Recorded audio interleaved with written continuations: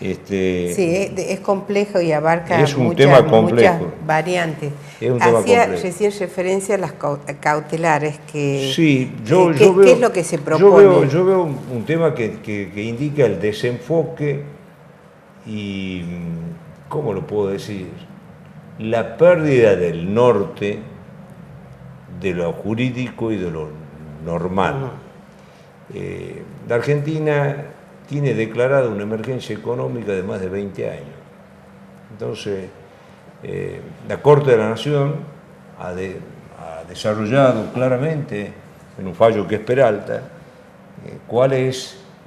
cuándo puede el poder público no afectar la propiedad, pero sí postergar los derechos de la propiedad, postergar el ejercicio del derecho de propiedad.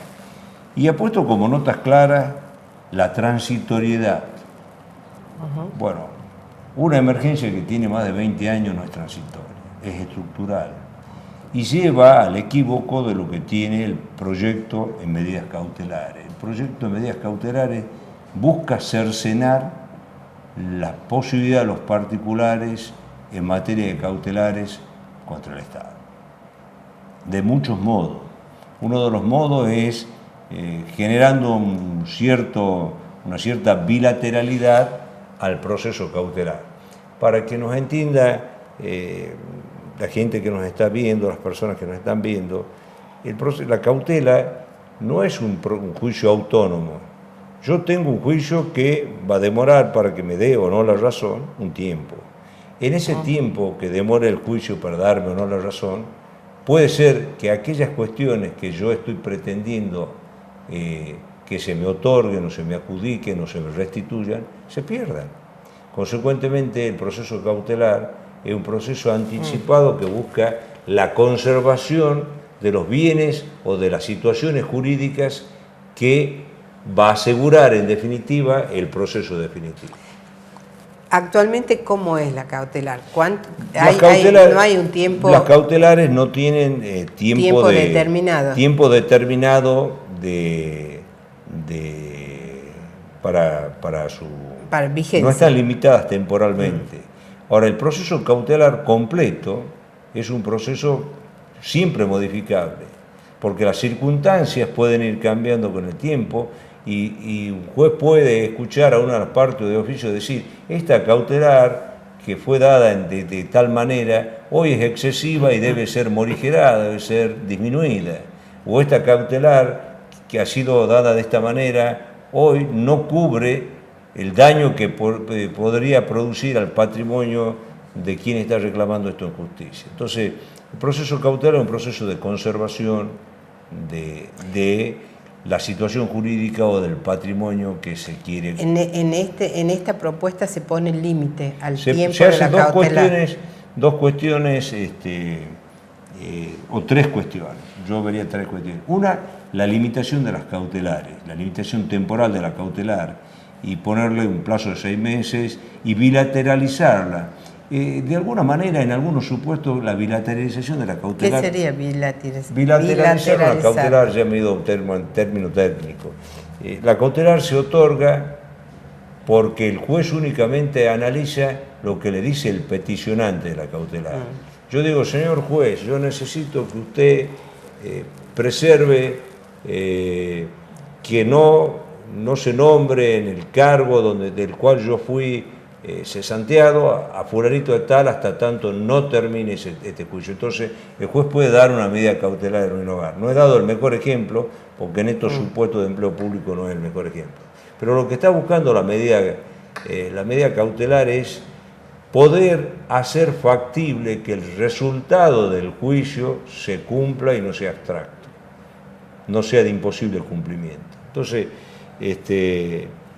cuando se peticiona la cautelar hay que acreditar dos cosas: que lo que uno pide tiene un halo de derecho, tiene rasgos que le pueden convencer al juez de que puede ser factible que sea así en un juicio, digamos, anticipado y breve de valoración de la cuestión.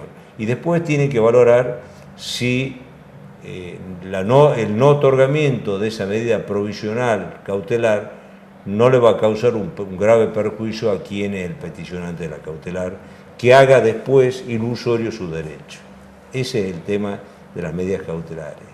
Y cuando se habla de bilateralización de la cautelar es cuando esto que es pedido en forma unilateral por una de las partes del proceso, antes de ser concedido, se corre traslado a la otra parte, a quien va a ser afectado por la cautela, en su patrimonio o en sus decisiones administrativas en este caso. ¿Por qué se pone permanentemente en relación a esta temática la situación de Clarín en relación al Estado?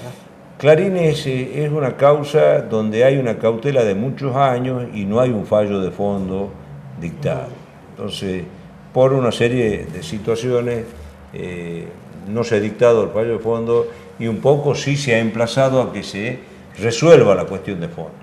Y la cautela importaba, en ese caso que usted trae a colación, que es un caso emblemático, la cautela importaba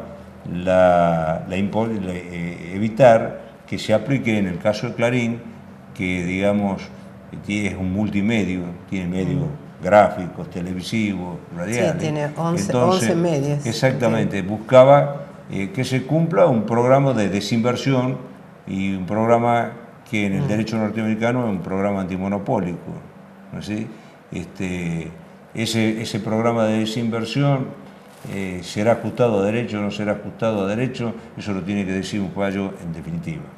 La cautela que se dio es que hasta interín no se dicte el fallo, no iba a hacerse efectivo o vigente el programa de desinversión al cual obliga la ley. Ese fue el tema. Una de las cuestiones que también dice el proyecto es que las cautelares no deben confundirse con la pretensión principal, con lo que yo pido de fondo del juicio. Me parece que esto, la jurisprudencia de los tribunales hace rato lo ha resuelto bien. Muchas veces se pide en un amparo, que es una medida rápida, cuando se afecta ostensiblemente un derecho, puede uno recurrir a la vía del amparo, y en los amparos muchas veces para proteger y no tornar ilusorio ese derecho, se tiene que dar una cautela que tiene el mismo objeto que el amparo. Entonces, se ha reglamentado mucho, en todos los proyectos hay un excesivo reglamentarismo. Como proceso es más sencillo. Sí, hay un tema de cautela que nos indica la crisis que tiene nuestra sociedad y las necesidades que tiene nuestra sociedad. Todos los temas de amparo a la salud. El señor que tiene que tener una diálisis o tiene que administrarse una droga para el cáncer o para esto, para aquello, y que tiene un precio excesivo y que la obra social entra a discontinuarse. Y bueno, uno no puede hacer un juicio ordinario para que dentro de un tiempo este señor ya no exista y su posibilidad de sobrevida o de una calidad de vida hayan desaparecido. Entonces, ahí sí han existido mucho lo que se llaman medidas autosatisfactivas que en realidad no son cautelares. Digamos, es un proceso abreviadísimo en donde sí los jueces en general han buscado en la medida de las posibilidades de darle bilateralidad, de buscar que la otra parte, el que va a ser afectado, la obra social, el Estado, que va a ser afectado por la cautela, puedan decir qué es lo que opinan respecto de esto, para darle un mayor elemento de información. ¿Por qué? Porque en realidad el juicio por amparo a la salud o lo que fuere de esta urgencia, se agota ahí, no es un juicio cautelar. El juicio cautelar busca mantener una situación jurídica o patrimonial que permita a quien eventualmente tiene una pretensión respecto de otro que la pueda concretar y no sea ilusoria. No sé si he logrado un tema técnico explicarlo de alguna manera. Sí, hay, digamos, para quienes no somos especialistas en el tema, hay una posibilidad de acercamiento a esta problemática que, bueno, es compleja, es mucho más amplia, pero que nos toca a todos. Esto es la complejidad de la situación. Y aquí quedarían dos cuestiones para pensar. Ha señalado aspectos en términos globales, decir, desde su punto de vista y su lectura, hay un debilitamiento en esta propuesta, un riesgo de debilitamiento de la justicia. Hay un riesgo de debilitamiento de un poder del Estado que es el que tiene por atribución constitucional la misión de salvaguardia y protección de la Constitución y de las garantías de los derechos de los particulares. Y por otro lado, hay aspectos que son positivos, como esto de lo ve como positivo a la selección. Yo lo veo como positivo a la dar selección. A conocer, hacer público los patrimonios y valores de las personas cuando empiezan en la función pública y cuando terminan. Sí, es positivo. De todos modos, ¿qué hacer como ciudadano? Estaría la cuestión.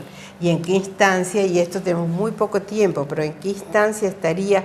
¿Qué probabilidades tenemos de que esto efectivamente se transforme en ley? Bueno, yo creo que algunas de estas cuestiones pueden transformarse en ley y después vendrá un segundo tiempo que le va a tocar a la justicia nuevamente, que es analizar si la sanción de estas leyes, que no sé si serán aprobadas al proyecto original remitido con enmiendas, modificaciones, la sanción de estas leyes no afectan a la Constitución, porque no solo es en el tema de las cautelares que pueden afectar garantías de particulares y no solo las garantías de un multimedio como Clarín, sino las garantías del jubilado que no puede cobrar su diferencia jubilatoria y que la cautelar otorgada es inerme frente a la abstención del Estado, o la del amparista que está buscando que se proteja su salud o que se proteja su acceso a la universidad, o que se protejan una serie de cuestiones que están en manos de todos. El problema de esto que han planteado varias ONG, el acceso de gente sin recursos, de gente que representa pueblos originarios en comarcas que no tienen. Bueno, todo eso está en juego acá, es decir, una reforma de la entidad que se pretende no tiene que ser tanto formal, estructural, como ser mucho más una reforma de objetivos y de misiones y funciones. Sería deseable que sea sometida a mayor debate de la población. De la población, digo, no solo de los especialistas. Y de la población que se expresa, sí. Yo creo que una de las cosas, por ejemplo, del proyecto de reforma del Código Civil, salvo las objeciones que hay en materia de familia, que son importantes, porque cada uno ahí tiene una opinión y una forma de asumirla a la familia o a la vida, a varias cuestiones que hay ahí, pero el proyecto está escrito de una manera muy clara, muy diáfana, está escrito para que lo lea cualquiera, y yo creo que así tienen que ser las leyes, escritas para que la lean cualquiera. Bueno, y después someterlas a interpretación, que es inevitable. Yo le agradezco muchísimo y es un tema para seguirlo, así que ya tendremos otra oportunidad, veremos qué pasa con la resolución. Muchas gracias por invitarme.